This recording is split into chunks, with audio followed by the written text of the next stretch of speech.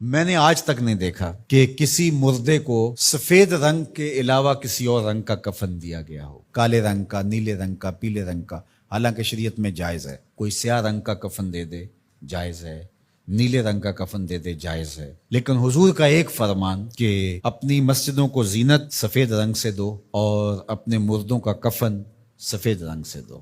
سفید رنگ سے کفن دینا مستحب ہے، لیکن اگر کوئی اور رنگ سے کفن دے دے تو وہ بھی جائز ہے۔ لیکن ہم نے وفات کے موقع پر کبھی اس مستحب کو بھی ترک نہیں کیا، یعنی غم کا موقع ہو تو ہم مستحب بھی ترک نہیں کرتے، اور شادی کا موقع ہو تو صرف ایک نکاح رہ گیا ہے جو سنت کے مطابق، باقی ہماری پوری شادی کی رسوم و رواج جو ہیں وہ ساری شریعت سے متصادم ہو گئی، الا ماشاء اللہ۔ باقی صرف نکاح رہ گیا، تو وہ بھی لوگ کہتے ہیں وہ پہلے جا کے مسجد میں کر آئیں تاکہ یہاں یہ تکلف بھی نہ ہو، اور وہاں پوری ہماری شادی کی تقریب جو ہے وہ ہماری مرضی کے مطابق۔ یہ خاندانی رسم ہے، یہ ہم نے میڈیا پہ دیکھی تھی، یہ سوشل میڈیا پہ دیکھی تھی، یہ ہمارے ایک دوست کی شادی پہ گئے تھے، یہ ہم نے وہاں دیکھا تھا، اور کتنی تہذیبوں کا مغلوبہ بنا کے ہم ایک تقریب کرتے ہیں اور اس میں ہماری خواہش ہوتی ہے۔ ہم شریعت سے نہیں پوچھتے کہ شریعت اس کے بارے میں کیا کہتی ہے۔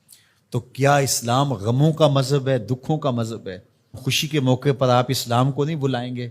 آپ مجھے غم کے موقع پہ آواز دیں، فوتگی کے موقع پہ آواز دیں، میں چلا آؤں، اور جب شادی ہو تو آپ مجھے کارڈ ہی نہ بھیجیں، تو میں کہوں گا کہ میرا آپ سے صرف یہی تعلق ہے۔ غم کا موقع ہو تو آپ شریعت کے مستحب کا بھی خیال رکھیں، اور شادی کا موقع ہو تو آپ شریعت کی پرواہ نہ کریں۔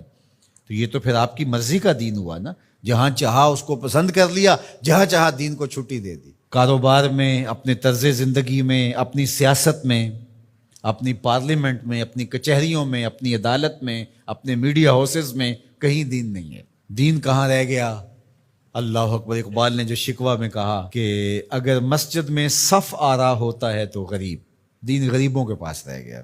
دولت بڑھتی جاتی ہے تو دین بھی مرضی کا ہوتا جاتا ہے۔ مولوی صاحب کو پابند کرنے چاہتے ہیں لوگ کہ آپ اس طرح کا دین دے جس طرح ہم چاہتے ہیں، تو یہ تو اپنی خواہش اور آرزو اور تمنا کا نتیجہ ہوا۔ تو اللہ فرماتا ہے پھر یہ کیا ہوگا اگر تم ایسا کرو گے؟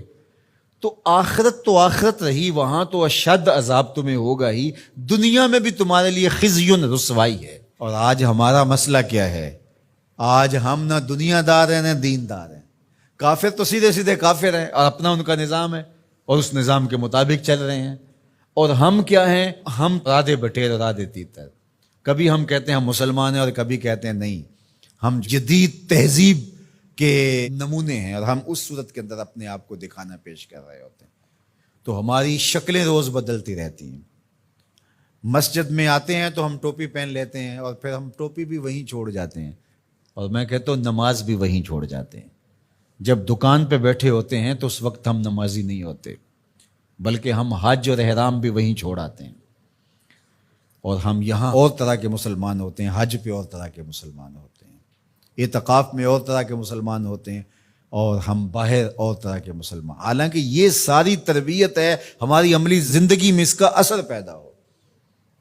جب سجدہ کریں تو سجدے کا نور لے کے گھر پلٹیں، جب رکوع کرے تو رکوع کا جمال ہمارے ساتھ سفر کرے، جب حج کرے تو حج کا نور ہمارے ساتھ اتر کے آئے اور ہم اس کو معاشرے میں بانٹیں، اعتکاف کا جمال ہماری طبع کے اندر راسخ ہو جائے اور ہمارے اندر جو ہے وہ نور بکھیر دے۔ تو مسلمان کا دین اور دنیا الگ چیز نہیں ہے، مسلمان کا دین اور دنیا ایک ہی چیز ہے، اور وہ اکٹھے چلتے ہیں، اور ان کو جدا کریں گے تو پھر چنگیزی کے علاوہ کچھ باقی نہیں رہے گا۔